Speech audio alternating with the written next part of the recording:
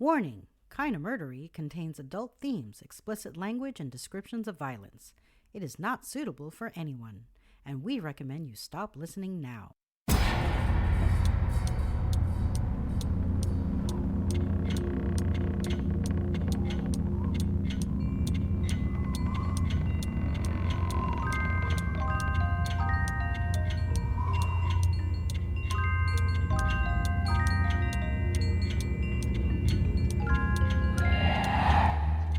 This is Kinda Murdery Insomniac. Stories to stay awake by. Greetings, Insomniacs. What an unmitigated pleasure it is to find you with me, snuggled warm amongst the legion of the Bloodshot Eye. I'm your host, Zevon Odelberg. Thank you for deciding to be here. And welcome to Kinda Murdery Insomniac, Stories to Stay Awake by. We have a very special blood and horror-flavored confection here for you tonight, as we dive down a broken glass and twisted metal rabbit hole together, seeking the most compelling stories of human dysfunction, cruelty, and violence. As always, this is your chance to say, "Oh hell no," and run out of the classroom, clinging by your bitten fingernails to the ragtag belief that humanity is fundamentally, or at least mostly, good. I'll wait. Still with us? Excellent. I approve of your conclusions. The choices that follow hard upon them are yours alone.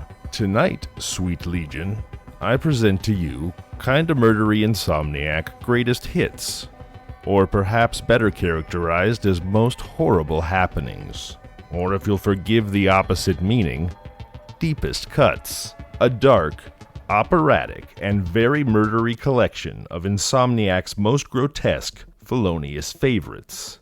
In our very own bizarro Murderland, you'll hear about a mysterious and unidentified leather-thong strangler who may have been a member of the Manson family, who may still be out there killing, but who certainly will turn your kind hearts to dust. Next, you'll hear about cruel and brutal violence committed by a Grendel of a man who murders his wife and finds himself contending with the vengeance of a horde of angry woodsmen. Our third story is grim and convoluted indeed. It's a tale of a sexually psychotic Berkeley accounting student whose unspeakable actions stain Northern California's wilderness. If that doesn't sound bad enough, story number 4 features a hulking, confused simpleton and the grimmest of wanton crimes, child murder. Chapter 5 opens with a tale of heroism brought to me by one of Insomniac's listeners, and I'll tell you about an important charity, the Hunter Lopez Memorial Foundation, which I hope you will consider donating to.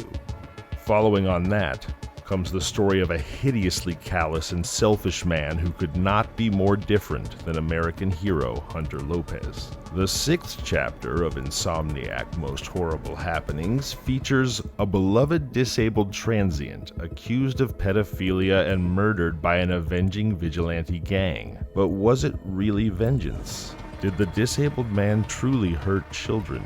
The answers may surprise you. Insomniac's 7th lament features the ravager of elderly RV owners. And our 8th story brings you a son drawn to crime like a werewolf is drawn to the moon. It feels wrong to say, "I hope you enjoy the show," but, dear Legion, please do know that Kinda Murdery Insomniac would never judge you if you do. Now, whether you're a new listener or a fan of our regular show, heed this warning. Insomniac is a different, darker kind of murdery. These are stories of true, unadulterated human evil. They are grim. They are tragic. There will be no laughter here.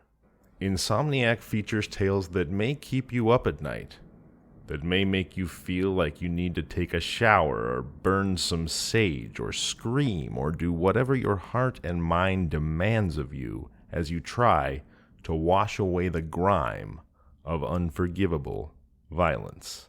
These stories are not appropriate for children. They are not appropriate for adults. They ought to have no place in our collective human story, and yet, here they are. And here we are. I'm your host, Zevon Odelberg, and this is Kinda Murdery Insomniac. You've been warned. Tonight is Thursday, October 28th, 2021. In keeping with the theme of this season, we remain in the Emerald Triangle, this time in Mendocino County, in the town of Ukiah. Much of this narrative is taken directly from the Ukiah Daily Journal, from a letter to the editor written by one George Dorner on November 14th, 2017, and then updated again on August 23rd, 2018. But you don't have to take Mr. Dorner's word for it. I've independently researched primary sourced newspaper articles from the time in question to ensure that Mr. Dorner's recounting of events hews to the facts. We may occasionally do a small amount of supposing here on Kinda Murdery Insomniac, but given the gravity of the stories we tell, we promise to carefully consider both facts and suppositions, and to present both with the seriousness that the events in question demand. Tonight's Insomniac features a cold case that remains unsolved. It's known as the Ukiah murders, or to a lesser extent, the Ukiah Strangler. The facts of the case are the facts. The suppositions revolve around whether or not the Ukiah murders may in fact be another heinous entry in the terrible resume of the Manson family. First, a quick word on the setting of this Insomniac's nightmare. Ukiah, and its population of approximately 16,000 people, is the county seat and the largest city in Mendocino County. It's situated on the 101 highway, approximately 115 miles from San Francisco. Ukiah was first settled by John Parker in 1856 and named after an anglicized version of the Native American word Ukiah, meaning deep valley. Until 1870, if you wanted to reach Ukiah from San Francisco, it was only accessible by a 2-day stagecoach ride, and that coach left from the train depot that ended in Petaluma, California. Like many of the towns in the Emerald Triangle, much of the area surrounding Ukiah is rural. And also like its brethren, if you visit the right part of downtown, you'll find an Old West village frozen in amber, complete with false fronts, whitewash, and brick. Certainly, parts of Ukiah could be described as picturesque, but the town was bypassed by the 101 highway in 1965. And ever since then, Ukiah has been fighting, and gradually losing, a battle for modern relevance. Not that killers ever cared much for such things. Most of what you're about to hear is taken directly from the Ukiah Daily Journal, and a letter written by George Dorner in November of 2017. But I have also corroborated its veracity with an extensive review of primary newspaper articles published at the time of the murders. This is Kinda Murdery Insomniac, stories to stay awake by, and this is your last chance to exit stage left and escape to safety before the cavalcade of human depravity begins. Still with us? Good. Here we go. The story of the Ukiah Strangler takes us back just 3 years after the 101 decided that Ukiah was no longer a necessary destination. It's Monday morning, October 14th, 1968, when 8-year-old Johnny Ussery Jr. is awakened by his mother's alarm clock at 7:30 a.m. Little Johnny didn't find his mother in her bedroom. Her purse had been emptied on her still-made bed. She wasn't in their mobile home. He stepped out of the front door of their trailer behind Nancy's Antiques, and there he found his mother, Clyda Delaney, lying on the ground, her face as pale as her platinum blonde hair. Johnny knew immediately that his mother was dead. The horrified boy screamed and bolted into the trailer next door, seeking help from his great-grandmother, Nancy Warren. He found Nancy's dead body in her trailer. The television was on, the screen flickering snow. There would be no help from Grandma this morning. Johnny was a smart boy. He kept his head together. He exited the back door of Nancy's trailer and ducked into the back door of his home. There he roused Brett, 5 years old, and Lane, 4. Johnny dressed them and himself and led them out the back door to the neighbor's house, where he blurted out, "Mommy and Grandma are dead." The neighbors called the sheriff's office. Sheriff Reno Bartholomew led law enforcement to the crime scene at Nelson Ranch Road and Highway 101. Clyda's body had laid on a gravel walkway through a hard driving rain and was washed clean. The near-term expectant mother had been garroted with a leather bootlace, 36 inches long, double-looped about her throat and tied tight at the nape of her neck. She had been severely beaten beforehand. Her unborn child died with her, bringing the horrible death toll to 3. Nancy Warren had been garroted in the same fashion, a double-looped bootlace. She had been beaten even more severely than Clyda. Crime scene processing discovered fingerprints in Nancy's trailer that didn't belong to family members or first responders. The fingerprints went unidentified.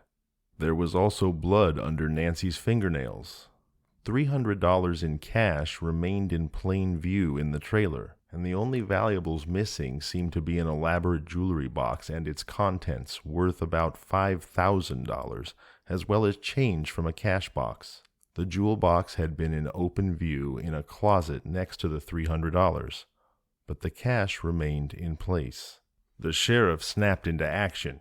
Over the next few days, he questioned 35 people. He investigated a trio of purse snatchers arrested the day after the murder, but with no luck. Later, there would be a report of a white 1956 Plymouth station wagon with paper license plates containing 3 men in front of Nancy's Antiques at about 8 a.m. on the morning of the murder. It left headed south on Highway 101 toward Hopland. A third report from a waitress in Hopland described a station wagon with 3 men in it. One was stocky, 5 foot 10 inches tall, in his early 20s, with average-length bright red hair. Another was also in his early 20s, medium built and had long brown hair. The third man was a husky 6-footer, with dark hair and a couple days' worth of scruffy whiskers.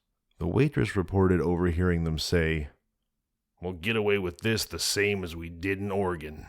The connections between the double murders and these incidents involving 3 male suspects remain unknown. There were more promising leads in Clyda's murder. Only 24 years old, she was separated from John Ussery Sr., the father of her 3 sons. The divorce was an ugly one, with custody of the 3 boys in dispute. But John Ussery Sr. was quickly determined to have been in Eugene, Oregon at the time of the murders. Law enforcement declared him clear of suspicion. Clyda Delaney's new husband, California Highway Patrol Sergeant Donald Delaney, returned from a Sacramento training session in a CHP unit at 4 p.m. the day of the murders. He willingly gave a statement to the Mendocino County Sheriff's Office that evening. According to Delaney, the family had watched a Disney program on TV the night before the murders. At about 8:45 p.m., Delaney took Clyda and her sons to her trailer, dropping them off at about 9:30 p.m. He then headed off to his scheduled training in Sacramento. At the Route 20 turnoff, he realized he had forgotten his uniform. He returned to pick up the uniform from his apartment before turning around for Sacramento, signing in at the Highway Patrol Academy at 1:45 a.m. Monday morning. Does it seem suspicious that a CHP sergeant who happened to be out of town the night his grandmother-in-law, wife, and unborn child were murdered would have forgotten his uniform on his way out of town and returned home, creating a window of time during which, if his wife and stepchildren had fallen asleep early, he could have committed the murders? Apparently not, at least not in the eyes of Sheriff Reno Bartholomew. And certainly one would like to believe and should believe that Sergeant Delaney had much more regard for his young wife and unborn child than to murder them so brutally. Indeed, he was never really suspected, and Insomniac does not mean to cast any suspicion in his direction. In December of 1969, a little over a year after the murders, Sheriff Bartholomew's memory was jogged by TV coverage of the Manson family, mentioning that they had used leather thongs to garrote and tie up their victims. He recalled that on June 22, 1968, 5 of the Manson family women were arrested in Philo, California, along with 3 young men. An infant was taken into foster care. Both sheriff's deputies and the highway patrol were there for felony narcotics arrests. In fact, Charles Manson himself had been arrested in Ukiah a year earlier in 1967 over a dispute with the police when they tried to remove a 14-year-old runaway girl from his custody. No mention is made of the 3 men picked up with the Manson women in June of 1968. However, Mendocino court documents show that known Manson family members Susan Atkins, Ella Jo Bailey, Mary Brunner, Patricia Kredwinkle, and Stephanie Gale Rowe were credited with service of 63 days in jail on a 60-day sentence for the felonies. They were released on August 16, 1968. At least 2 of the 5 were in Mendocino County still later than that. Atkins ignored her parole restrictions and was arrested. Mary Brunner had to return to Mendocino to reclaim her infant from foster care. Sheriff Bartholomew traded information about the Mansonites with the prosecutors in Southern California to no avail. There were too many possible suspects, and yet no motive. With 4 reports of trios of suspicious strangers, it is uncertain just how many unknown suspects there are. More than half a century later, the murders of Nancy Warren, Clyda Delaney, and Clyda's unborn baby girl remain unsolved.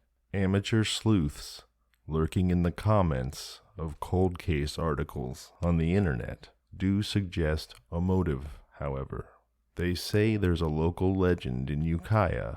They say the hippie girl whose baby was taken away from her and put into foster care returned to take revenge on the family of the CHP officer that she held responsible. This has been Kinda Murdery Insomniac.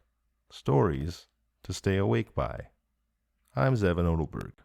Good night.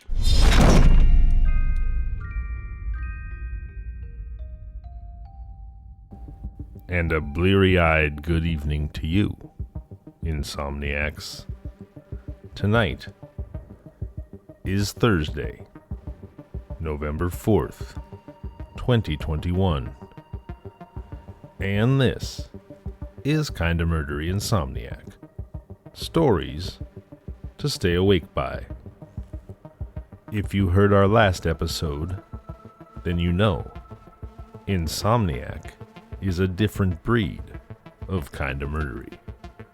We cover the darkest tales that humanity has to offer.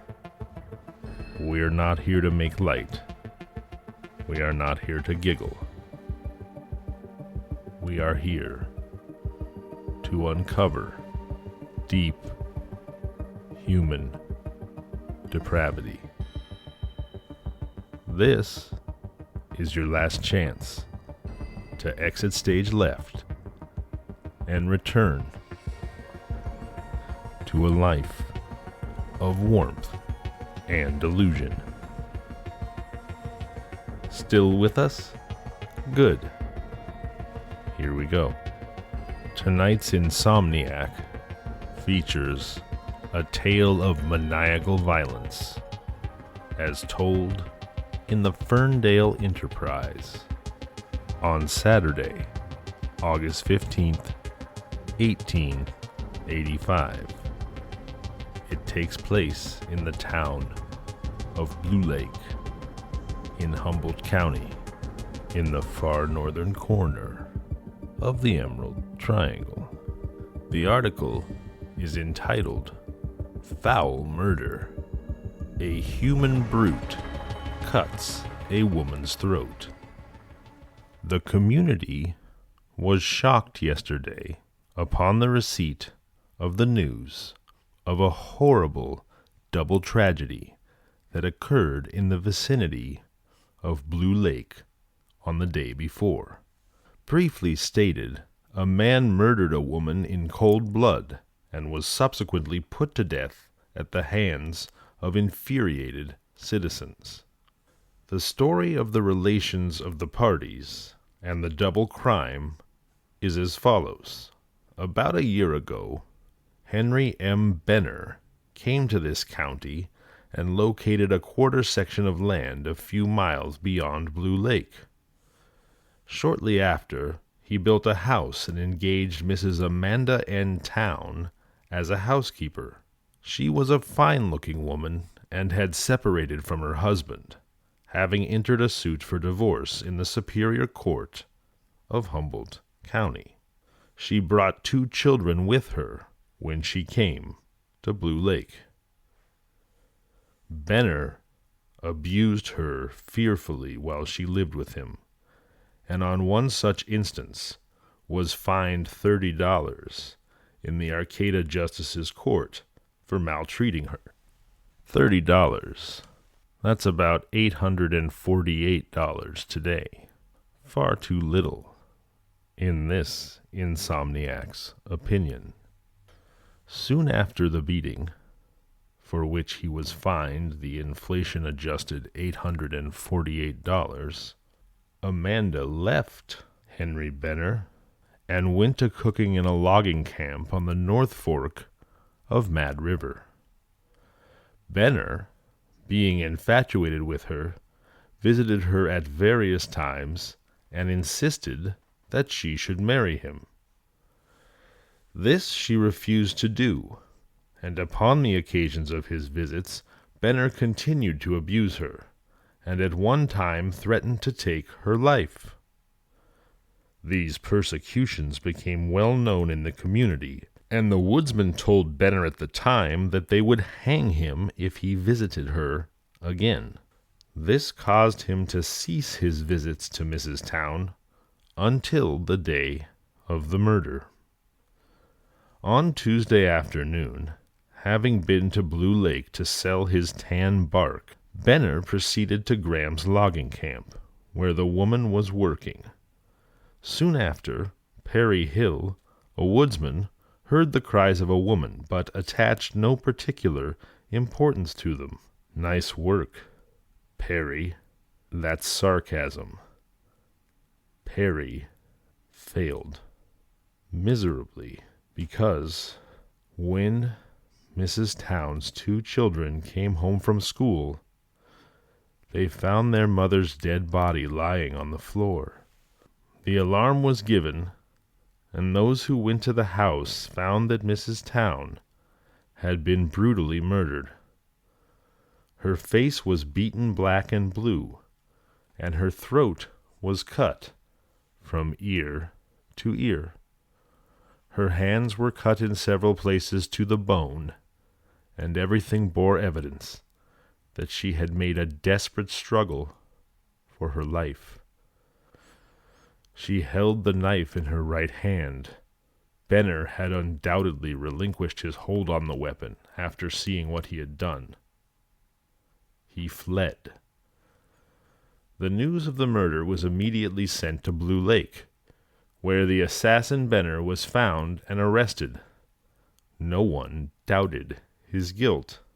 A coroner's jury was immediately summoned and an inquest held.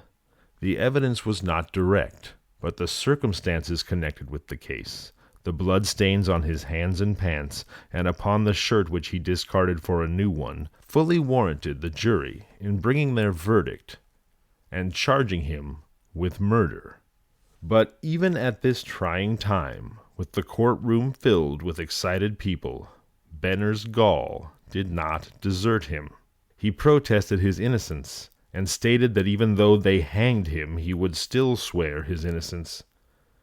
His bravado incensed the people who tried to make him confess.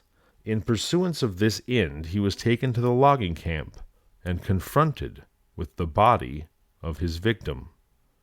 But still, he denied the murder. After all efforts to make him confess failed, he was placed in the stage in the charge of Deputy Sheriff Gordon and Constable Maddox, and the party started on their return trip to Blue Lake. It was now about 9 o'clock in the evening, the murder having been committed about 3, and the night was dark and dismal, like this one, a true Insomniac's night. As the stage in which Benner was riding was going through the dark woods, suddenly there sprang forth more than 100 men and demanded the prisoner. The officers in charge refused to give him up, firing 2 shots in the air. But this had no effect. The officers were seized and laid on their backs and held there. Benner was then seized himself. A rope was fastened around his neck, and the mob dragged him about 75 yards. When 2 pistol shots were fired from the crowd. At this signal, the entire crowd vanished, and the officers arose, and taking the direction they had observed the crowd went, they found the body of Benner. He was still alive, but died in about 10 minutes. His body was taken to Blue Lake, where it was found that he had died of a pistol shot, the ball entering the right side of the stomach, below the lower rib, and then ranging brutally, destructively upward. The crowd that did the deed was made up of the woodsmen from the logging camps for miles around. So beloved was Amanda Town to those Emerald Triangle Paul Bunyans. The coroner's jury found that Benner was killed by an unknown party. Good riddance, says Insomniac.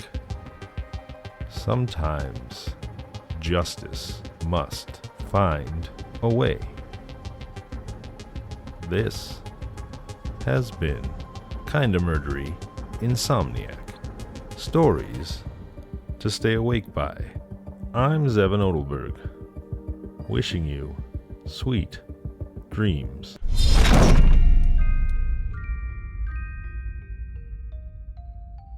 Welcome to Kinda Murdery Insomniac. Tonight's blood-curdling, insomnia-inducing tale of human horror takes place in an unincorporated area called Wildwood in Trinity County, about 56 miles west of Red Bluff, and only a few miles from the tiny town of Patina, home to 13 souls. But our story does not begin in the brutal wilds of Northern California, but rather somewhere more civilized, and perhaps more humane. You be the judge. The story you're about to hear I discovered in 2 different articles from the San Francisco Examiner. The first from Sunday, July 24th, 1955, and the next from Saturday, May 16th, 1957. Hold on tight. This is a horror story of sexual brutalization and tragic murder. If you would prefer to cleave to your comfortable illusions and exit now, this is your chance. Still with us? Good. Our tale of violence and perversion begins in Berkeley, California, on a cloudy Thursday afternoon, April 28th, 1955. 14-year-old junior high student Stephanie Bryan fails to arrive home from her school in Berkeley. Stephanie, a shy, studious child, had just started to wear lipstick and was yet to have her first date. She was a 9th grader at Willard Junior High School. The school was a mile from her home at 131 Alvarado Road above the Claremont Hotel. She was the eldest of 4 children of Dr. and Mrs. Charles S. Bryan, Jr. Her father was a radiologist at Peralta Hospital in Oakland.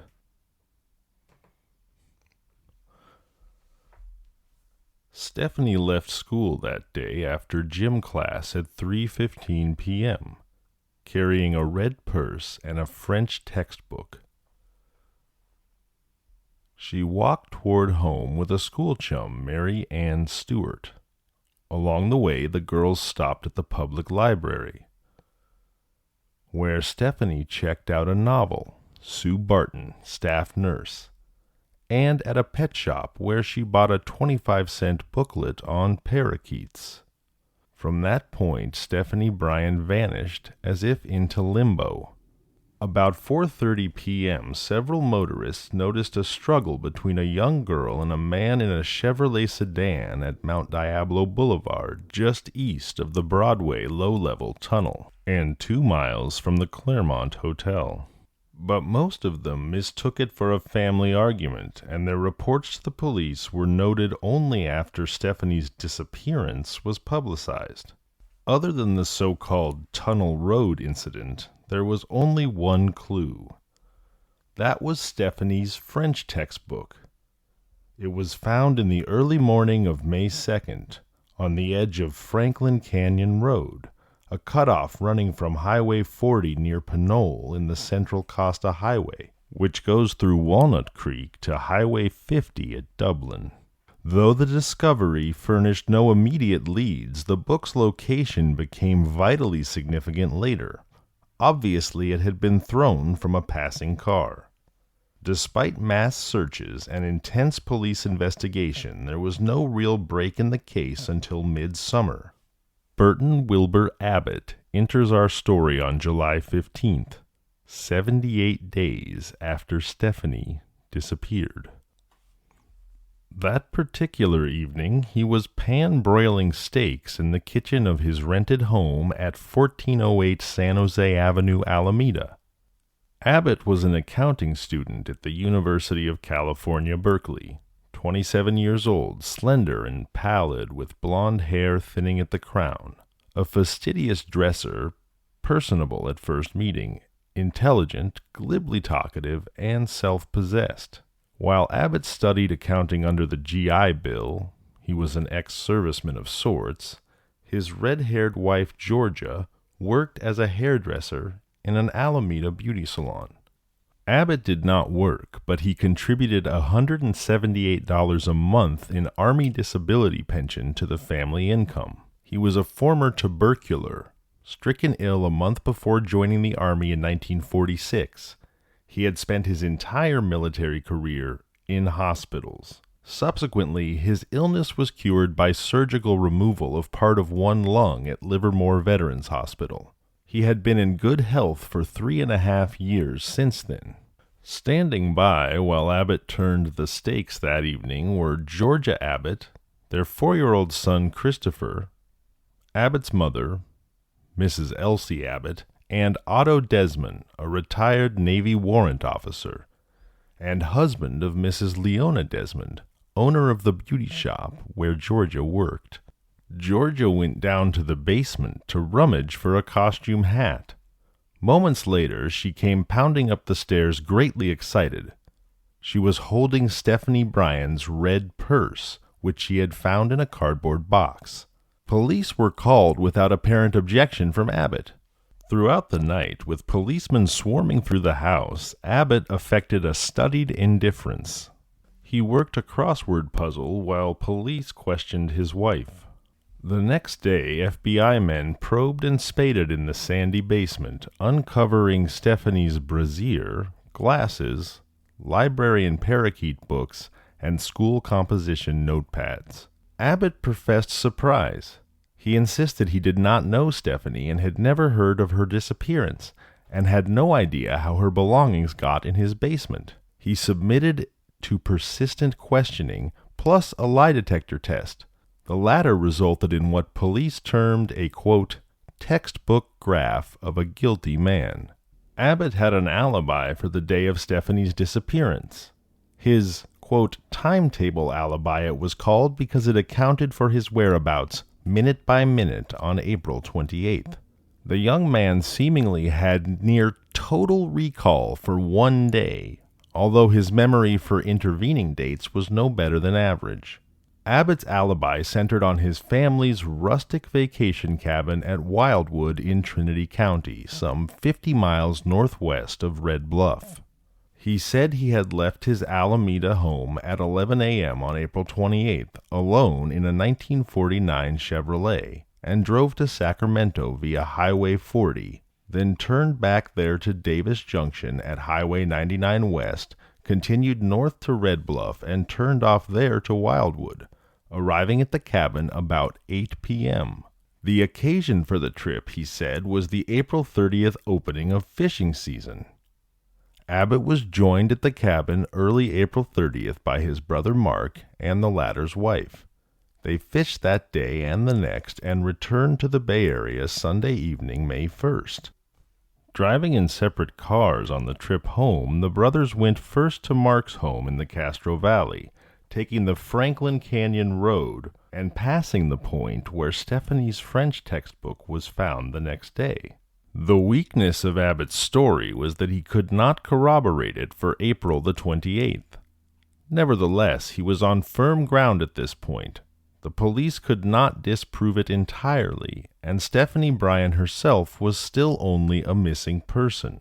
Abbott's tale spurred police and FBI agents into a hasty search of Abbott's Wildwood cabin and the grounds around it. They dug eagerly, but they did not find Stephanie's body. When the authorities had given up, reporter Ed Montgomery and photographer Bob Bryant of the Examiner began a search of their own. They enlisted the aid of Harold Bud Jackson, a Trinity County woodsman, and Jackson's 2 bloodhounds. About dusk on July 20th, the dogs led the Examiner team to a mound of red clay on a rugged hillside across the road from the cabin, 300 feet from the front door. There, in a shallow, hastily dug grave, was the body of Stephanie Bryan, her skull shattered and her panties twisted around her neck. The undergarment was torn and twisted into a length of cloth and used to choke the breath out of her, contributing to the possibility that there may have been a sex motive of sorts, which resulted in Stephanie Bryan's ultimate murder. But whether the underwear noose was the murder weapon had not yet been determined. Heavy tools found near the cabin were also being examined, as Stephanie's skull had been fractured. Abbott was taken aback at this find. He was tearful for a moment before he recovered his composure. "It just can't be," he cried. "I can't understand how it got there. I don't know how it got there. I'm still staying with my story. I did not do it." That was to be Abbott's position in the months of waiting that followed during his long trial, and finally while the end drew near in Condemned Row at San Quentin. Officials who questioned Abbott after the body was found considered him strangely unaffected by a charge of murder. To one who urged him to confess for the sake of the Bryan family, Abbott replied, "I don't give a damn about the Bryan family. They mean nothing to me. When do we eat?" To another who suggested that Abbott was in serious trouble, Abbott said confidently, "A miracle will happen. Something has always saved me when I'm in trouble." Gasoline purchase receipts contributed in large measure to Abbott's undoing. One receipt, for example, proved that he had bought gasoline at 20th and Harrison Streets, Oakland, on April 28th, many blocks away from the route he claimed he took going out of town, and on the direct route to Berkeley. Another showed that on May 2nd, his first day back at UC after his jaunt to Trinity County, he drove far out Highway 40 to Tank Farm Hill. "Well, I was looking for tires," Abbott said, "but the police believed he'd gone to Franklin Canyon Road. hoping to recover the French textbook carelessly thrown out of the car the night before. Through another receipt, near Livermore on May 3rd, police discovered that Abbott had tried to get himself readmitted to the Veterans Hospital as a patient, although he was not ill. Police reasoned he was seeking refuge at the time. Abbott was quickly snared in a web of lies, which he lightly referred to simply as fibs and prevarications. One was his route to UC by automobile. Abbott first described a torturous roundabout way that kept him well clear of the Willard Junior High School. Later, he admitted he drove past the school daily on Telegraph Avenue and frequently visited Pring's Donut Shop half a block away. Stephanie also frequented the donut shop. Another was his detour to Sacramento on his April 28th trip to the cabin. He claimed at first that he stopped in Sacramento and visited a government land office. When he could not describe the building, Abbott amended his story.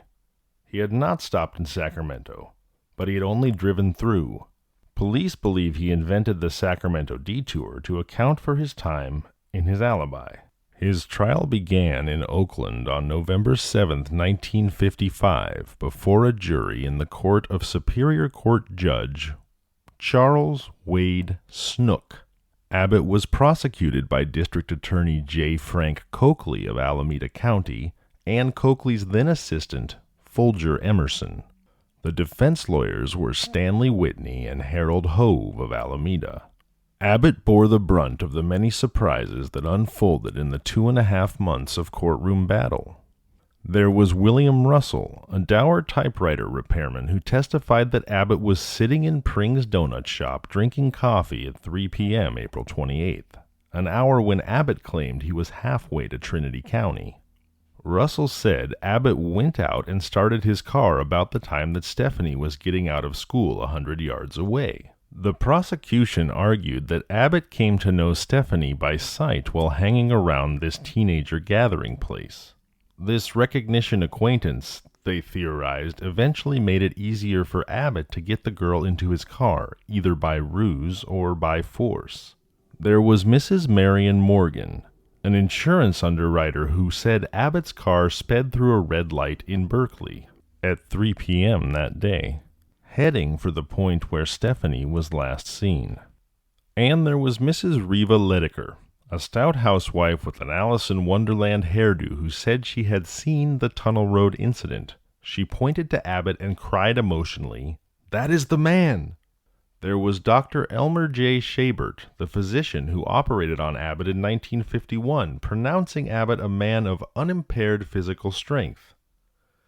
He demolished Abbott's contention that he was too weak to have slain Stephanie and carried her body up a hill.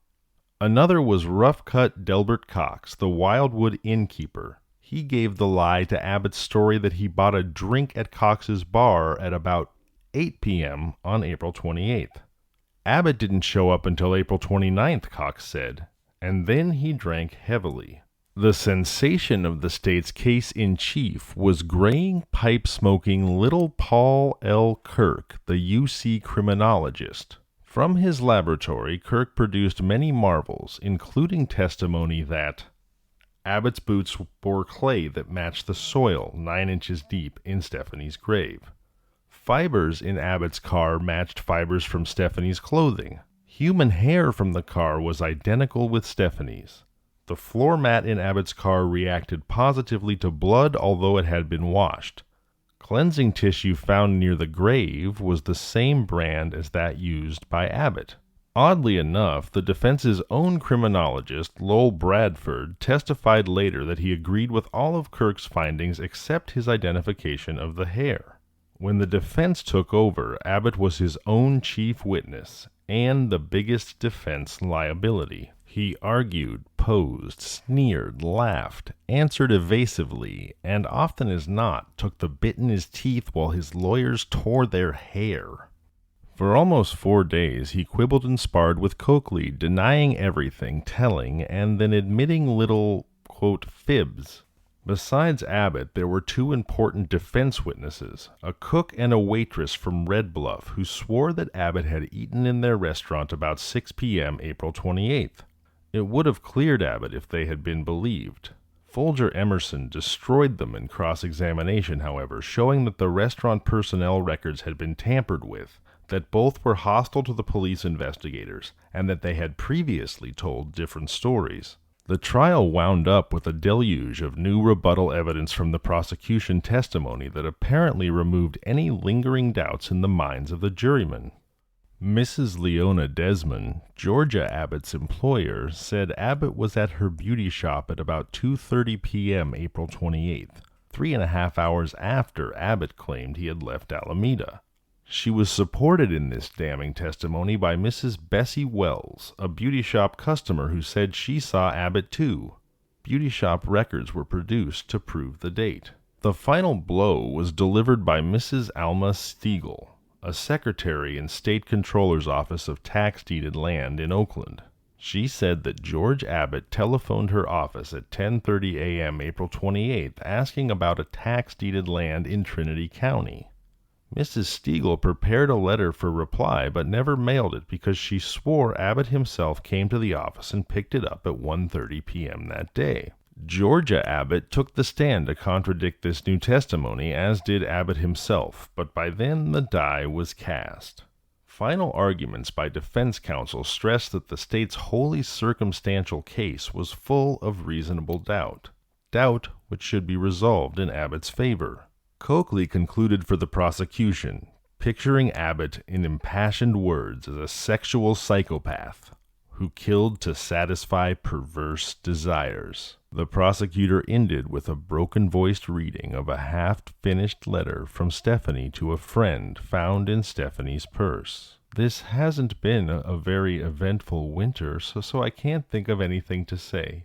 The jury began deliberation on January 19, 1956, after hearing 106 witnesses in 48 trial days. The jury was out 6 days, finding Abbott guilty of kidnapping and murder and decreeing death on both counts. The jury foreman commented later that in voting for Abbott's execution, he felt no more compunction than, quote, in stepping on the head of a rattlesnake. Abbott's family steadfastly believed in his innocence.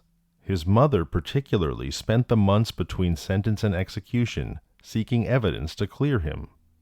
That search failing, the state closed its account with Burton Abbott yesterday, on Friday, March 15, 1957, when Burton Wilbur Abbott was killed by gas chamber.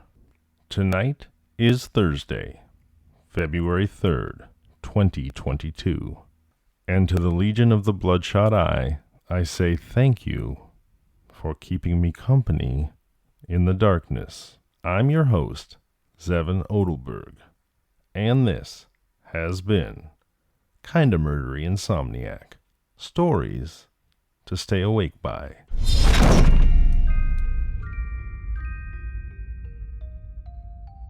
Good evening, and welcome to Kinda Murdery Insomniac.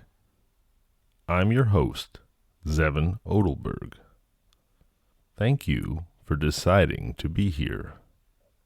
I want to begin, dear Legion of the Bloodshot Eye, with a warning.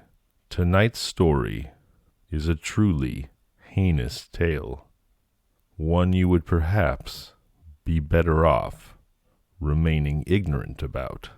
So if you would prefer to cling to your feeble illusions that all humans are fundamentally good, I suggest you turn this off now. This is your opportunity to escape the horror perpetrated by the Fort Bragg Forest Fiend.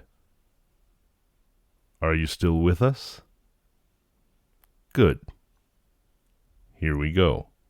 This stomach-churning narrative of the murder of little Teresa Johnson by Thomas LeHue.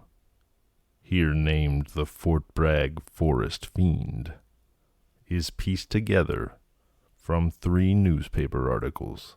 The first is the Fort Bragg Advocate on Wednesday, May 29th, 1929. The next is the Mendocino Beacon, Saturday, July 13th, 1929. And finally, the Healdsburg Tribune on Friday, August 1st, 1930. This is Kinda Murdery Insomniac. Stories to stay awake by. And now, if you dare, follow me into the darkness of the Mendocino County woods, where a young life is snuffed out too soon.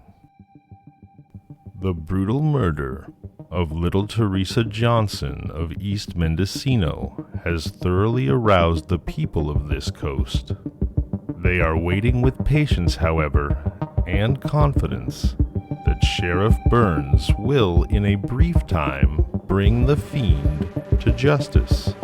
Suspicion has pointed to Tom LeHue, 32 years of age, who has not been able to give a satisfactory account of where he was on the afternoon of the murder. Clothing of the child with traces of blood was submitted by Burns to E.O. Heinrich, scientific criminologist of Berkeley. Clothing of LeHue was also submitted, and it is understood that blood traces were found on it. Further than this, nothing has been given out by the authorities. Comparatively little is known about LeHue, who has been residing in the East Mendocino section for about a year, and who had lived in Southern California. Reports have it that he is slightly unbalanced mentally. Late Wednesday afternoon of last week, 7-year-old Teresa Johnson left the East Mendocino schoolhouse in the company of a little playmate and school companion named Marley Fox. These children walked along the roadway, carefree and happy, for half a mile or more until their paths separated, and this little girlfriend, Marley Fox, aside from the murderer, was the last to see Teresa Johnson alive. The 2 children apparently separated somewhere around 3 o'clock. Little Teresa was accustomed to arrive home before 4 o'clock, and after waiting a reasonable time, thinking she had probably been delayed along the way to play or gather flowers, her father started out after her. He failed to find her along the road or at the schoolhouse, so he then sought the help of his neighbors, and an alarm was sounded throughout the community that the child had disappeared, and practically everyone in the section turned out to search for her. When no immediate trace of her was found, a telephone appeal was made to Mendocino for help, and the telephone office there spread the alarm.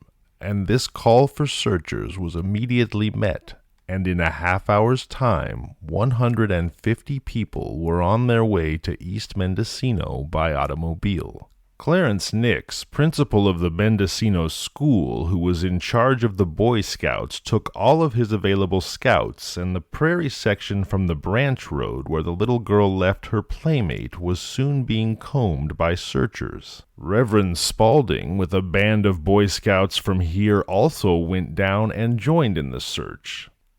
Even with this massive effort, it took some time before definite trace of the child was found.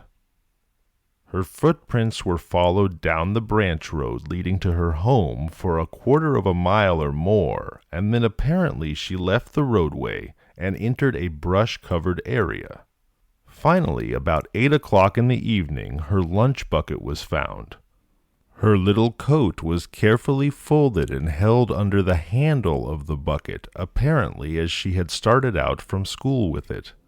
Discovery of the lunch bucket caused the searchers to redouble their efforts, and within a few minutes after it was picked up, the body of the child was found, lying across a small log, face downwards. The body was found by Mr. Nix, and James Cleary. Examination showed the little girl to be dead. Her limbs were already set and stiff, indicating she had been dead for some hours. A first examination of the child revealed marks at her throat. While those first viewing the marks were not prepared to say just what caused them, they were confident it was not the work of an animal. A later and careful examination made by Sheriff Burns, who arrived here from Ukiah about 10 o'clock that evening, and by the autopsy surgeon and others, points quite conclusively to strangulation. Evidently, the throat was gripped in a powerful hand, and the child strangled as the marks on the throat showed that the fingers gripped on one side and the thumb on the other. Stuart Johnson and wife, the heartbroken parents of the little child, have been residents of the East Mendocino section for something like a year. The father is a native of Ohio and attended the State Agricultural College there. When World War I broke out, he went overseas with the 23rd Engineers. He served 18 months in France and saw some hard fighting and was shell-shocked. While in France, he met Mary Ledoux, a French girl, and after returning to the United States and regaining his health, he went back to France and claimed her as his bride. They selected California for their home and finally located at their present residence. Johnson has been making good with a small truck garden and with poultry. And with their 2 children, Teresa and a younger daughter 2.5 years old. They had been quite happy in their new location, but then along came tragedy, and the mother, never overly strong, is prostrate from the blow, while the father has aged materially from the strain. The inquest was held Sunday evening, and Coroner William Ornbaum's testimony stated that the child had been criminally assaulted and strangled to death.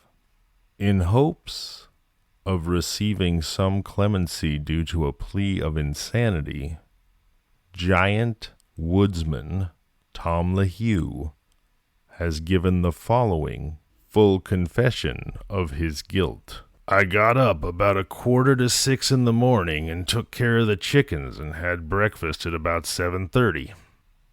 Then I got ready and went with my father to work. We loaded up a load of wood and hauled it up to the house about 11 a.m., and I sawed it up. I worked until about 1 p.m., then I had dinner. Then I went in the house and finished a story which I was reading in a magazine. Then I went out and fed the chickens and gave them some greens. Dad and Mother were working on a chicken fence when I left the house.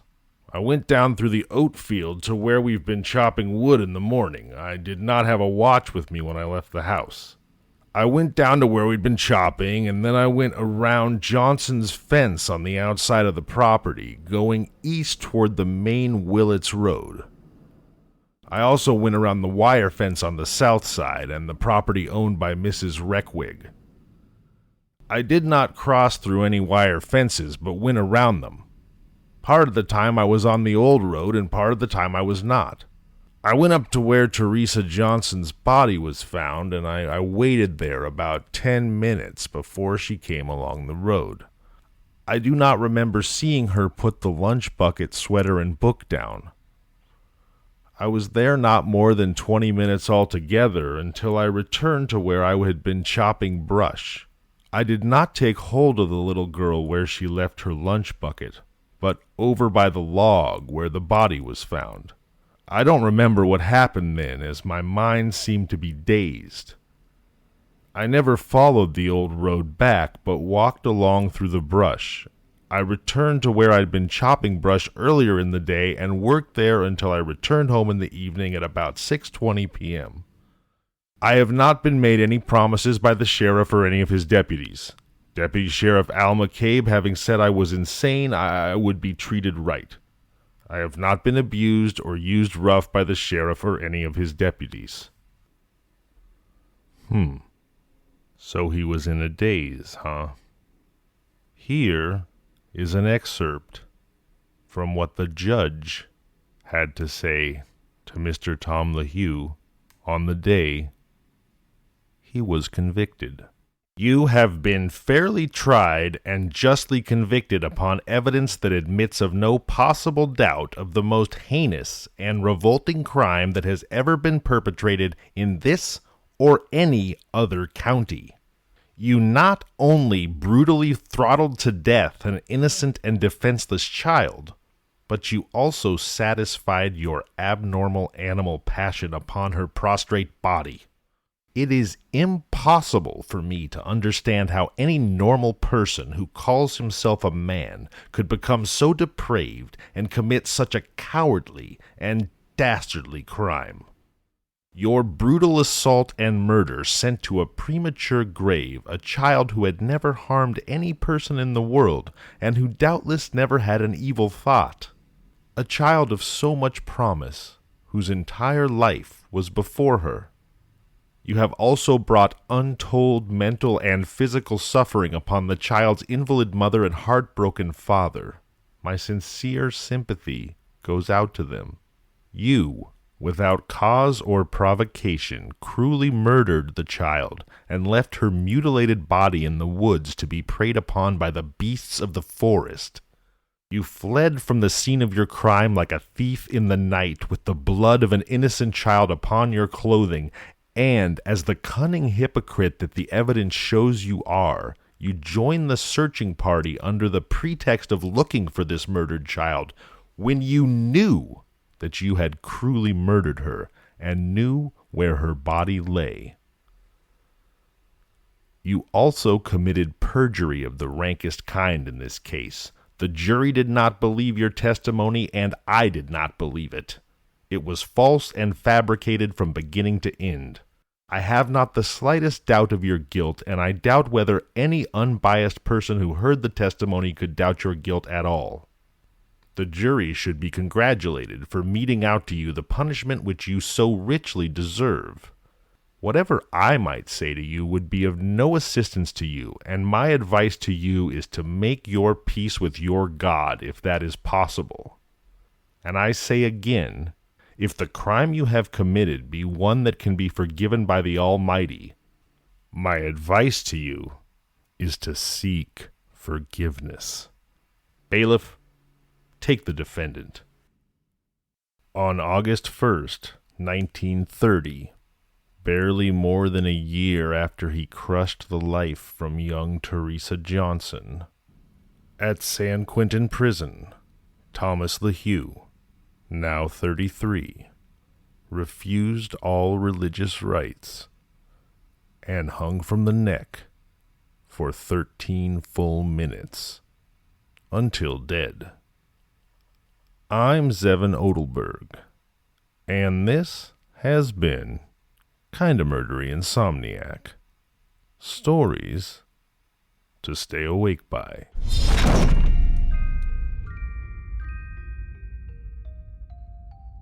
Hey everybody, before we get started tonight, I'd like to take a moment to tell you about a cause that's important to me, and that I hope will be important to you too. This is a cause that was brought to my attention by listener Andy Trailer. I'm talking about the Hunter Lopez Foundation. Hunter was Andy's son's best friend and a fellow Marine who was killed at Abbey Gate, Kabul Airport in Afghanistan on August 26, 2021. Andy's son was with Hunter at the time. He received a gunshot wound and shrapnel in his leg. Hunter's injuries were obviously much worse. He died that day in Kabul. When you are considering giving to a 501c3 or donating to charity in the future, I hope you will consider donating to the Hunter Lopez Foundation, which is run by his parents, amazing people with huge hearts that just want to help others in the name of their fallen son. You can donate at hunterlopezmemorialfoundation.org. And now that I've taken a moment to tell you about a hero who gave everything for others, it's time for tonight's Insomniac and the story of a monster who didn't care one bit about others at all. Good evening, dearest legion of the bloodshot eye, and welcome to Kinda Murdery Insomniac, stories to stay awake by. I'm your host, Zevon Odelberg. Tonight, I take you further north to Portland, Oregon, for a story I discovered in the North County Times on Wednesday, October 30th, 1991. This is a short tale, but one so stomach-churning, I could not sit with it by myself, and so I ask your forgiveness for sharing it with you. I imagine you'll have even more trouble sleeping tonight than usual. A 27-year-old man has been sentenced to sexual abstinence for 5 years and house arrest for 6 months for knowingly spreading the AIDS virus by having sex with a girlfriend. Alberto Gonzalez, who was accused of infecting 23-year-old Bridget Peterson, pleaded no contest Monday to third-degree assault, a felony, and 2 misdemeanor counts of recklessly endangering others.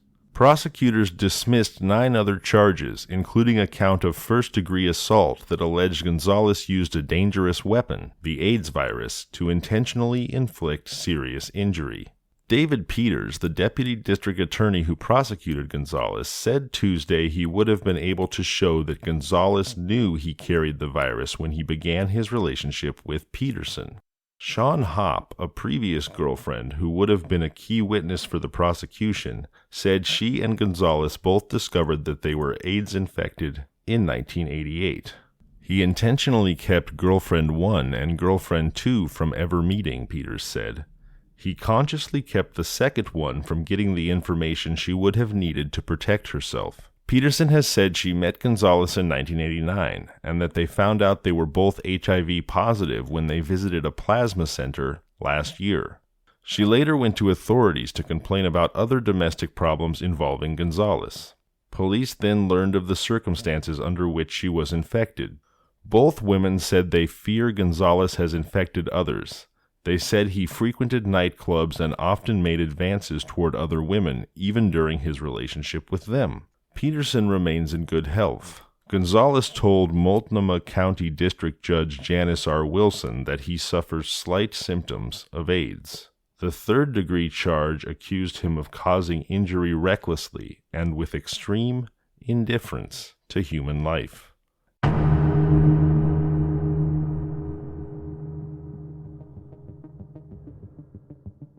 Extreme indifference to human life, indeed. This short column from 1991 is one of the most heinous stories I have read. I imagine you feel as sick as I do. Good luck falling asleep tonight, and with yet another human malediction, I leave you. I'm Zevon Odelberg, and this has been Kinda Murdery Insomniac. Stories to stay awake by. Good night.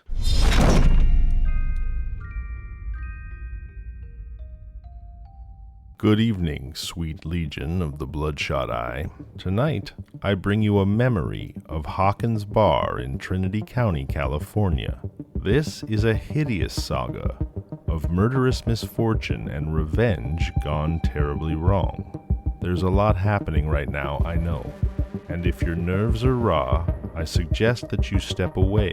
But if you'd care to join me on this tour of human darkness, then please do, as I share with you a story printed by the Fort Worth Star-Sunday Telegram on November 15th, 1992, 30 years ago. This is the tale of poor disabled Gary Summer, whose awkward gait earned him the nickname Hop. Gary was a longtime transient, universally liked by family, friends, and bartenders across the Emerald Triangle, from Arcata to Weaverville. Summer's life was hard, and it ended harder when, as a cover for their theft of his Social Security disability money, a gang of self-styled vigilantes, who were in truth little more than ruthless drug-addicted outcasts, accused Hop of pedophilia, and then took their revenge. The small disabled man was beaten mercilessly, horrifically tortured and brutally killed by a team of bizarro avengers whose sadistic devilry made them nationally notorious, known across the country as the Hawkins Bar 8. That's right, this small-statured, disabled man was beaten, tortured, and murdered by 8 adult humans. I wish that I could say that calling his killers human was a kindness they did not deserve. But in all my studies of humanity, I have learned that there's nothing quite so human as terrible violence and rage. When they found Gary Hop Summers' crumpled body up on the mountain, sheriff's deputies first thought that animals had been picking at it. A closer look revealed a more terrible truth. Summer had been stabbed more than 70 times before his short, bent body was dumped in the shallow grave where a woodcutter found it 4 days later. In the months that followed the discovery, 8 people, 5 men and 3 women, were charged with first-degree murder and conspiracy to commit the October 2, 1991 slaying that local newspapers described as a vigilante-type killing. Prosecutors say Summer, a 37-year-old wanderer with deformed legs and a limp, was killed in a horrifyingly vicious way by people who believed that he had molested the 5-year-old daughter of one of the defendants. These are the words of Special Prosecutor Robert Maloney. They did all they could to demean his body before he died. The victim apparently died while defendants were in the process of administering punishment. That was fortuitous for him as it shortened his suffering. Defense attorneys for the Hawkins Bar 8, so named after the mountain town where Summer lived in a trailer park by the Trinity River, say that prosecutors do not really know who killed Summer, and are trying to pressure people to talk by charging so many. Said defense attorney Joanna Carell, "I think they believe there were a lot of people there drinking and instigating and encouraging. I don't think they know who did what, and they decided to charge as many as they can and see what shakes down." Now the defendants are sitting through a string of pretrial hearings in a red-walled 19th century courthouse where many of the lawyers wear cowboy boots, and the county's gold rush past is not entirely remote. For Trinity County, a sparsely populated slice of mountainous paradise between Eureka and Redding, the case is the first death penalty trial anyone can remember. The trial is also by far the most expensive ever conducted in the county. $500,000 so far, and climbing. The defendants make up 1/4 of the jail's population. When there are pretrial hearings, Superior Court Judge John Letton must respond to motions from 10 defense attorneys. In a county with a depressed logging industry, an unemployment rate close to 13%, and welfare rolls that include more than 1/7 of the population, the crime court's cost alone are cause for anger. The state has agreed to pick up the tab for the trial, but that does not mollify everyone. Instead of due process, some people would simply like to see the defendants strung up. "It's not like the city up here," said one logger at a Weaverville bar. "They're used to it down there. We're not. Nothing like that has ever happened up here." Years ago, he said, some folks would pick on some hippies and give 'em a bad time on a back road and maybe cut their hair or scare 'em away, but they never put anyone in a grave. In the postcard pretty town of Weaverville, where the pace of life is slow and the mountain air is crisp, many residents condemn the killing, saying that the defendants took the law into their own hands. "There is a place for eye for an eye justice," said one artist who knew Summer. But he added that Summer was innocent and too giving, and then he got tried, convicted, and stabbed by vigilantes. Anyone even remotely involved in this should hang. Summer did not grow up in Trinity County, but he had lived for years about 50 miles to the west in the coastal town of Arcata. About 2 years ago, he lived in a crash pad near Humboldt State University campus in Arcata. There, Summer met a man named Bernard Bird McCarley, then 29. McCarley had spent 10 years in the California prison system for an armed robbery conviction in Los Angeles County and another 6 months in Humboldt County jail for an assault. Acquaintances said that McCarley, with an intimidating dominant manner formed by years in prison, was a heavy drinker and a drug user who became angry when he used drugs. Summer, whose limp and colostomy bag were because of birth defects, had various friends he stayed with off and on. In the months before his death, he shared a trailer in Hawkins Bar with McCarley and McCarley's girlfriend, Barbara Adcock, who lived there with her 3 children. Their 2-bedroom trailer was set on a hill above the U.S. Forest Service campground where Summer, McCarley, Adcock, and others often spent hours partying and drinking under a thick canopy of walnut trees. The grove was a few hundred yards from the gurgling, green-blue Trinity River.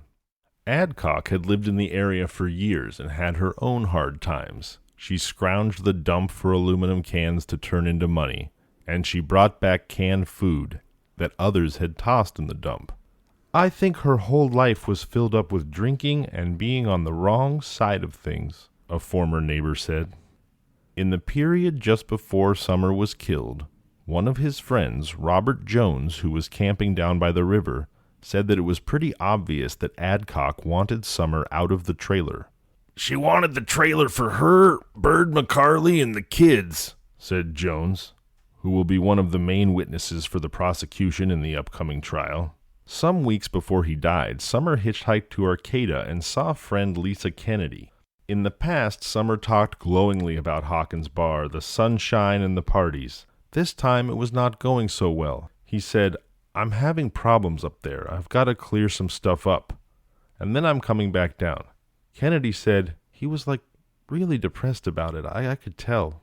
Several days before the slaying, Adcock reported to the sheriff's deputies that Summer had sodomized her 5-year-old daughter, according to pretrial testimony by Sergeant Dan Kirchner, the main sheriff's investigator on the case. Kirchner and Adcock's lawyer, Steve Carlton, differ about what happened. Kirchner says a subsequent investigation turned up no evidence corroborating Adcock's accusation. But Carlton, a former Shasta County district attorney, says that Adcock took her daughter to a local clinic and was advised that there was evidence she was, in fact, molested. Whatever version is accurate, animosity towards Summer clearly increased among the people who hung out down by the river. Jones said that Summer kept coming around to try to convince people that he had not molested Adcock's daughter. Later, Jones said that another man in the campground told him he had seen Summer in the back of a red truck being driven out of the campground, and Jones and the man told him that Summer looked dead to him, or he wasn't far from being dead. His face looked all messed up. To recount what happened next, the prosecution will rely in part on one of Adcock's children, a 10-year-old boy who prosecutors say witnessed Summer's killing on a remote logging road about 5 miles from the campground where he was abducted. The boy, who is under the care of the county foster care officials, has identified McCarley and 3 of the other male defendants as those doing the actual killing, prosecutors say. They add that the other 4 people charged in the case, Adcock, 2 women and a man, participated in the conspiracy to carry out the slaying. For their part, defense attorneys make it clear that they will attack the boy's testimony, pointing out that he has given sharply varying versions of events. In all the legal wrangling, however, no one is disputing that Summer died a tortured death. What was done to Summer is coldly, clinically detailed in court documents filed by the prosecutors. One of Summer's ears was cut off. One of his eyes was gouged out. He was struck repeatedly in the genitals, and several of his bones were broken. When his body was found, his pockets were empty and had been turned inside out. Just the day before the killing, Summer had gone to the bank and withdrawn several $100s in disability check money. The issue in the courtroom will be who killed Summer, and the focus will be on the defendants. These are homeless, nomadic people of their own choosing, one source close to the defense team said, who declined to be named. They are not an organized gang, he added, but instead a group that partied, drank, and did drugs together down by the river. They had a common bond of not conforming to what society finds acceptable. Being societal misfits, they didn't know how to deal with this molestation accusation. So it's the old macho thing. It matters that they thought he was a molester. Then things built up, they got drunk and loaded, and this was a heinous murder. What led to it? That's the question. After an autopsy, Summers' body was cremated and his ashes were sent to his mother in the Midwest. The mother told the coroner she heard from Summer once in a while, but she had not seen her son in 17 years. She added that he was, quote, a good Christian boy. Summers' friends say his killing is hard to reconcile with the man they knew, an inoffensive, gentle soul who made others happy. He loved his gin and tonics, beer, and marijuana, and he spent a lot of time in bars. There he would borrow small sums and pay back what he owed quickly. Describing his habits, friends flatly rejected the idea that Summer was a child molester. There wasn't a darn thing pretty about Hop, but his spirit just shined right through, said Donna Hammers, a bartender at Toby and Jack's Bar in Arcata, the Humboldt County town north of Eureka, where Summer lived on the street and in crash pads in recent years. He didn't have money, and he didn't have looks, he didn't have Jack. But he had such a positive attitude. We really loved Hoppy. He was a sweetie. As autumn takes hold of the mountains around Arcata, Summer's friends go up to Redwood Park on the edge of Humboldt State campus. There they have planted a spindly red alder in his memory. The tree is nestled up against some redwoods, looking a bit forlorn. At these gatherings, Summer's friends drink beer. They recall the candlelight vigil they held in the plaza in downtown Arcata after he died. About 100 people came. In this Insomniac's opinion, the testimony of family and friends, when joined with the timing of the beatings, torture, and murder, which occurred just a day after Summer had withdrawn hundreds of dollars from the bank, certainly seemed to suggest that the charges of molestation were trumped up to cover the robbery of a disabled man's government money.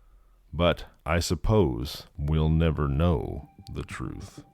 The truth we do know resides in the court documents. One of Summer's ears was cut off. One of his eyes was gouged out. He was struck repeatedly in the genitals, and several of his bones were broken. When the body was found, the pockets were empty and had been turned inside out. Just the day before the killing, Summer had gone to the bank and withdrawn several $100s in disability check money. These truths remain. I'm your host, Zevon Odelberg, and you've been listening to Kinda Murdery Insomniac. Stories to stay awake by. Good night.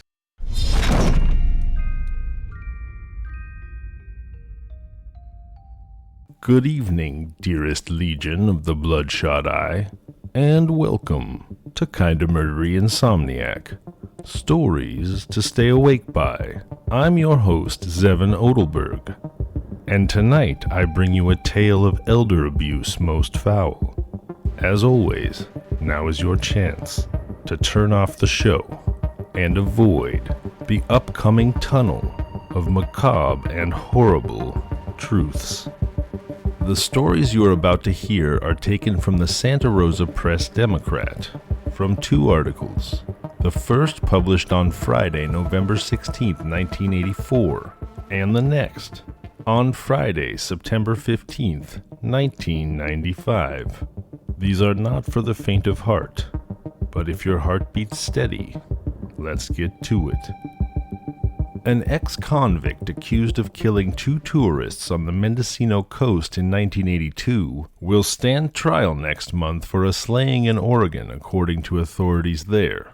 Robert Wayne Danielson, 38, formerly of Eugene, Oregon, will be returned to Mendocino County after his trial in Lane County.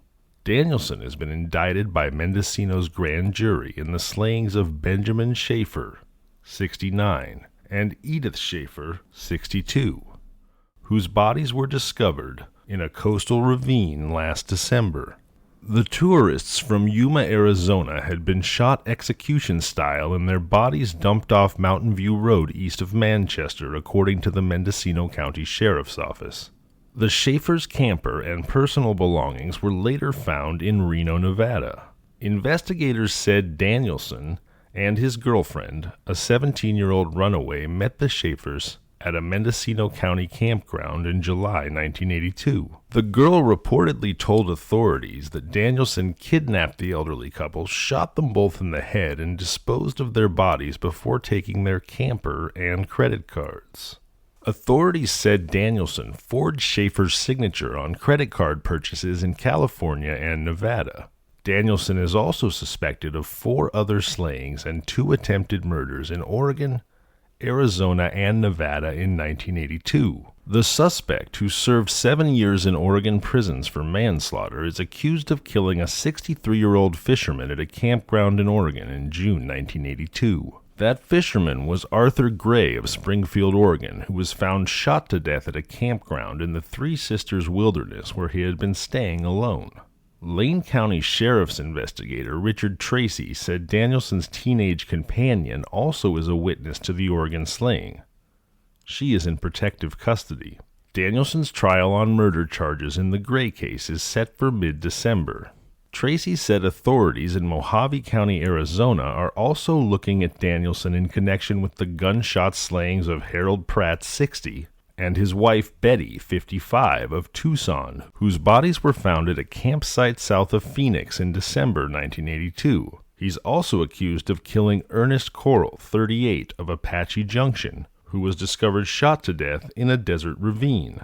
Danielson is also a suspect in the attempted murder of Edwin and Ida Davis, both 64, of El Cajon, who were robbed and forcibly drugged at a desert campsite east of Las Vegas. To discover what became of the campground killer Robert Wayne Danielson, we turn once again to the Santa Rosa Press-Democrat on September 15, 1995, 13 years after the Schaefers were killed. Robert Wayne Danielson, the campground killer, was convicted of the slayings of Edith and Benjamin Schaefer in 1986, and quickly became the first person in 3 decades of county history to be sentenced to the gas chamber.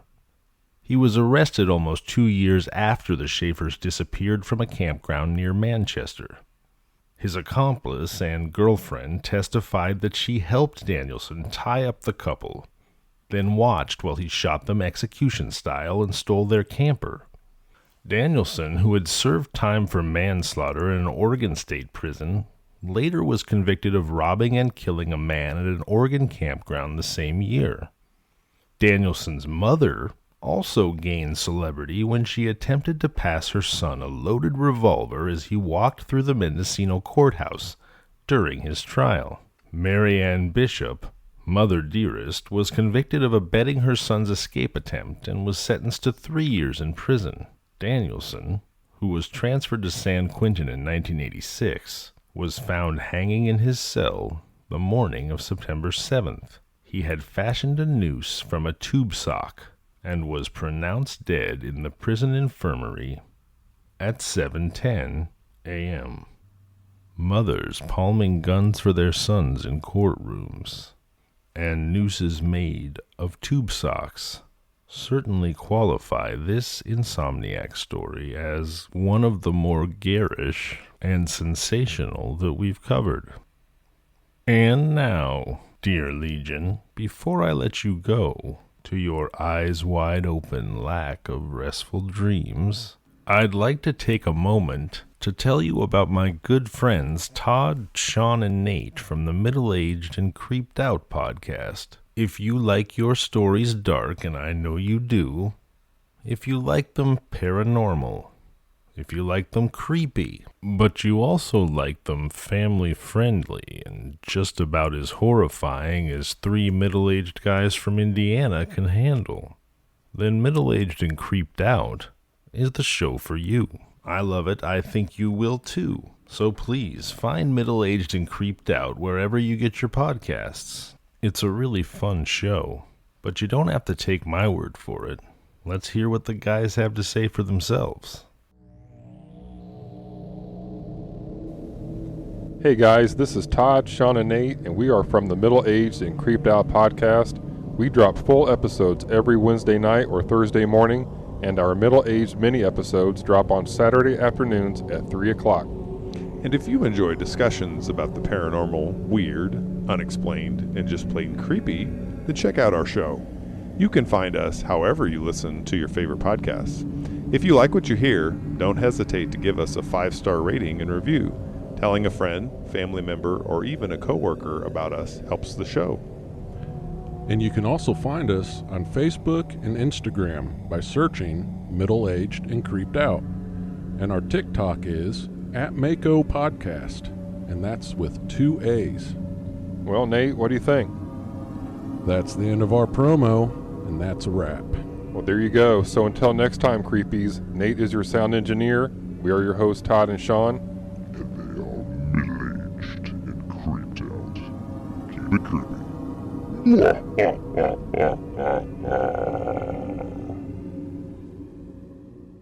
That was middle-aged and creeped out. And this was Kinda Murdery Insomniac. Stories to stay awake by. I'm your host, Zevon Odelberg. Good night.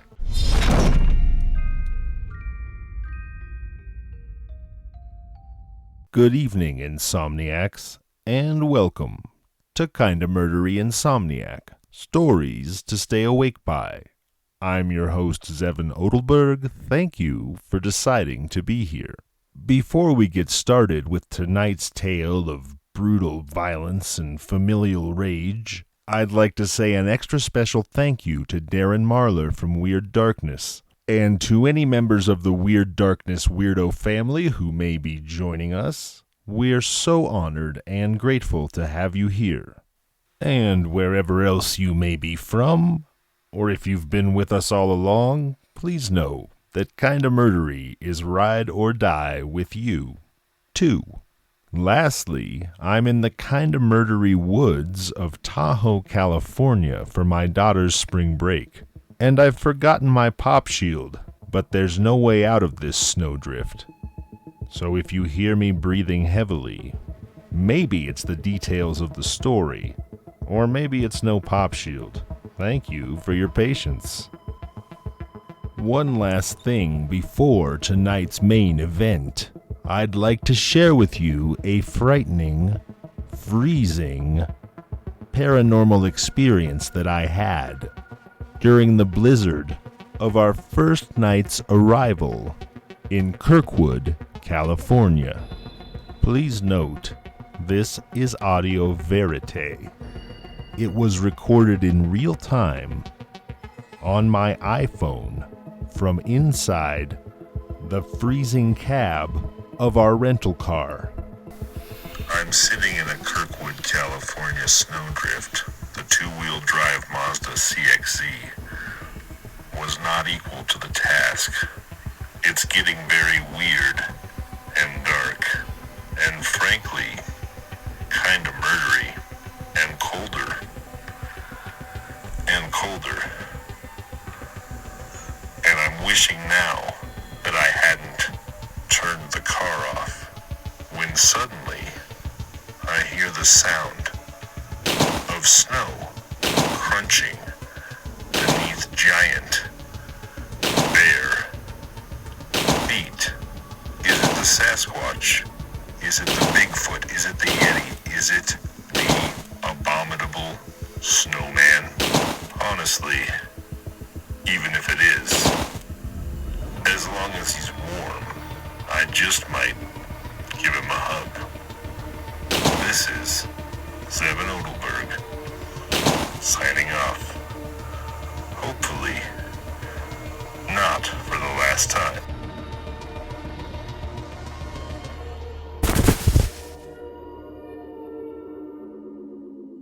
Now, Insomniacs, in the interest of honesty and transparency, I will share with you that those footprints did not belong to the abominable snowman.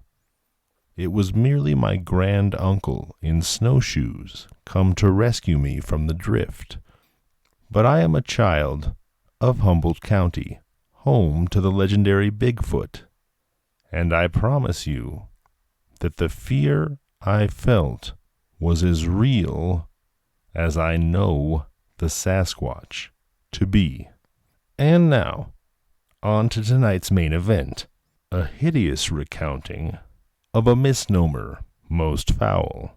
I give you the Nice Stabber.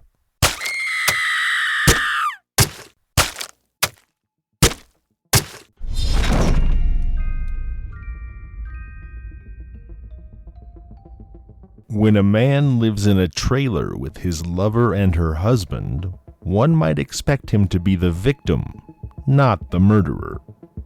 Or at the very least, it would be one of the three sides of that blighted triangle that found themselves murdered. That's what you'd assume. Not so in the story I'm about to tell.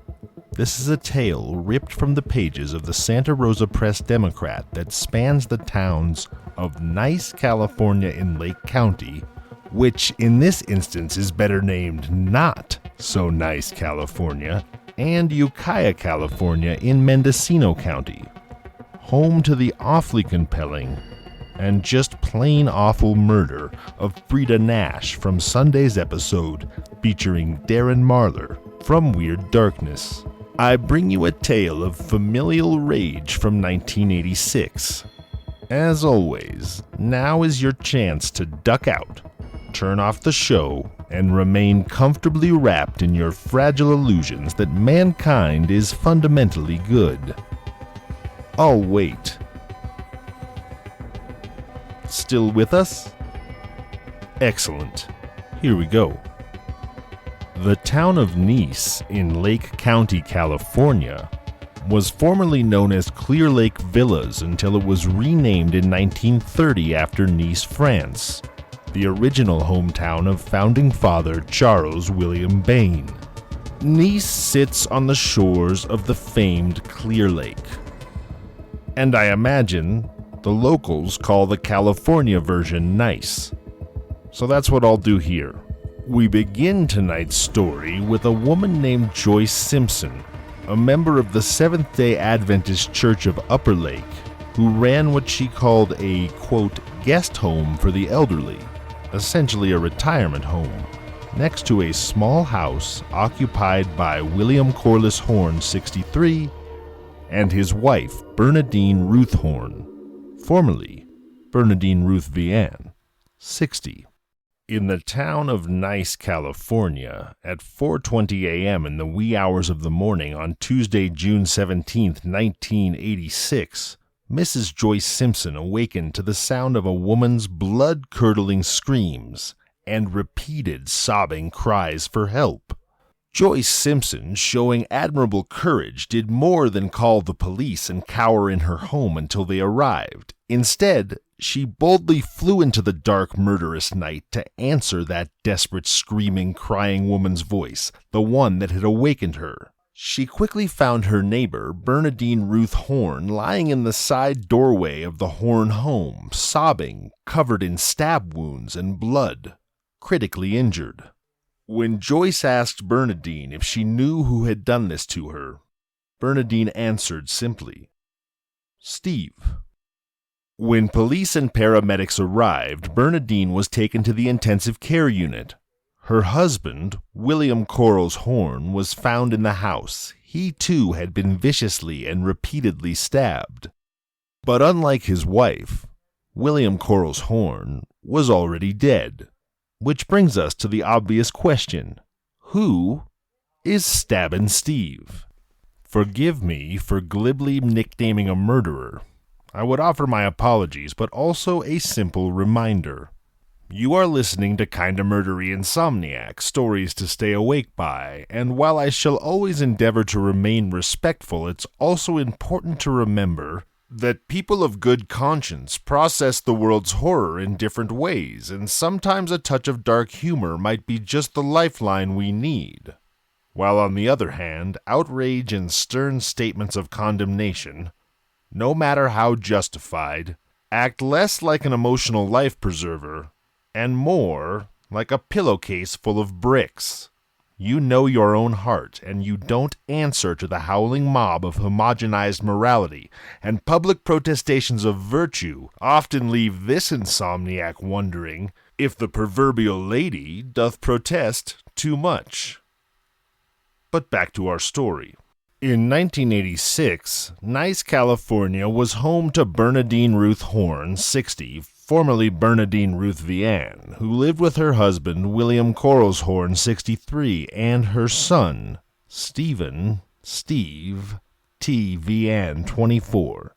They lived in a small, white, one-bedroom house on Crump Avenue in Nice, California, a house with immaculate pink shingles that they were trying to sell. The Horns had been married for about 6 years. Stephen had gained a new stepfather at the age of 18. 3 years prior to that, Bernadine Horn had inherited a tidy sum of $300,000, which she told her son she was leaving him in her will. Perhaps sharing that information with her offspring was a mistake, but since Stephen was an only child, were he inclined to murder his mother for money, it's likely he assumed he would inherit. Now every story needs an inciting incident, and in the case of the Nice stabber, perhaps that incident was the inheritance, or the moment Stephen found out about the inheritance. Perhaps it was the fact that the Horns were trying to sell their home. Perhaps it was just two parents who decided that their 24-year-old son was too old to be living at home in a one-bedroom house with his mom and stepdad. Whichever of those reasons, or perhaps all of them combined, was the first domino to fall, we cannot know for certain. But the true inciting incident likely occurred when the Horns told Stephen there was no longer room for him in their house. They kicked him out, and no matter how old, and particularly when a step-parent and a large sum of money are involved, a son is likely to feel his mother's rejection keenly. At his parents' urging, Stephen moved to Ukiah with the stated intention of attending Mendocino Community College, but instead, he wound up moving into a trailer with his girlfriend Teresa Peterson and her husband. Insomniac declines to speculate on how or why exactly that worked for them. A family friend, Lucy Anderson, pointed out that Stephen was jealously watching his mother and stepfather spend what he considered to be his. Remarking to Anderson when Mr. and Mrs. Horn took a trip to Hawaii, Stephen said, "They're spending my inheritance." Later, Teresa Peterson would tell the jury that Vian told her the day before the murder that if, quote, Bill, that's Stephen's stepfather William Horn, keeps spending my money on his coin and stamp collection, I'm going to effing kill him. Also, the day before the murder, Stephen went to his mother to ask for money, telling her the money was to buy food for Teresa Peterson's babies, who were Peterson's husbands and not Vian's. His mother told him that while she had loaned him money in the past, she couldn't do it anymore, but that he could ask her husband, Bill, for the money. Bill, unsurprisingly, refused. That same day, Peterson's husband loaned Stephen $3 for gas money. Oh my. Insomniac imagines that for Stephen, the humiliation was acute. That night, in the wee hours of the morning, wearing socks on his hands, Stephen Vian broke into his parents' house, grabbed a butcher knife from the kitchen, attacked Mr. and Mrs. Horn as they slept, and viciously murdered his stepfather, while very nearly murdering his mother. Within a couple of hours of William Horn's murder, portions of Horn's gold coin and stamp collection were found in Vian's car. Initially, Stephen Vian would plead not guilty to the murder of his stepfather, but once his mother recovered from the intensive care unit, Bernadine was prepared to testify against him. And facing such overwhelming evidence of his guilt, and perhaps more to the point, facing the death penalty if he were convicted, Stephen Vian would change his plea to guilty in exchange for life in prison without the possibility of parole. Of course, we also wonder why a killer kills, not just who or when or how, but especially we wonder why. In Vian's case, he wanted money, but bad enough to stab his own mother? He wanted gold coins and stamps? We suppose the answer is yes. And yet, was that all that was going on in Stephen Vian's mind?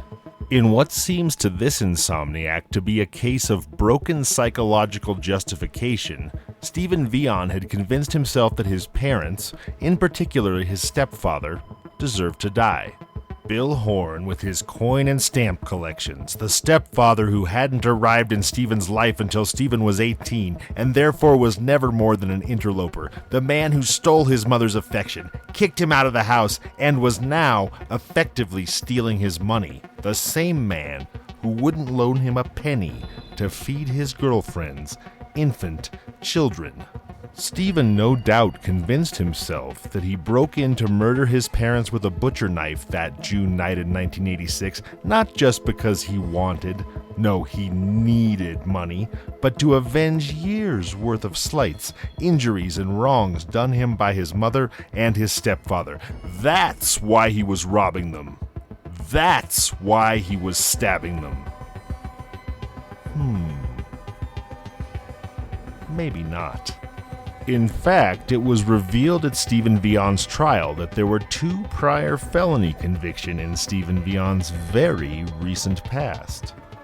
In October 1982, Vion was convicted of second-degree burglary, larceny, forgery, and grand larceny in Knox County, Tennessee. In 1984, he was convicted of escaping from jail in Davidson County, Tennessee. So perhaps this was less a case of a man horribly avenging himself upon parents who were spending his future on collectibles, as he no doubt believed, and more a case of an inveterate criminal who found himself getting arrested every 2 years, 1982, 1984, and unfortunately for Bernadine and William Horn, in 1986, Stephen Vion was living at home. I'm Zevon Odelberg, and this has been Kinda Murdery Insomniac. Stories to stay awake by. Sleep tight.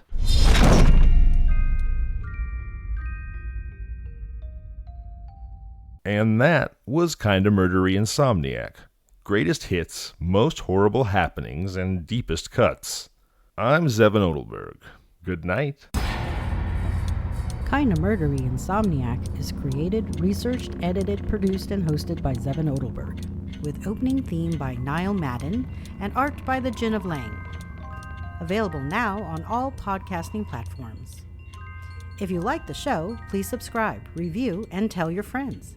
You can find us on social media at Kinda Murdery or email at kindamurdery@gmail.com.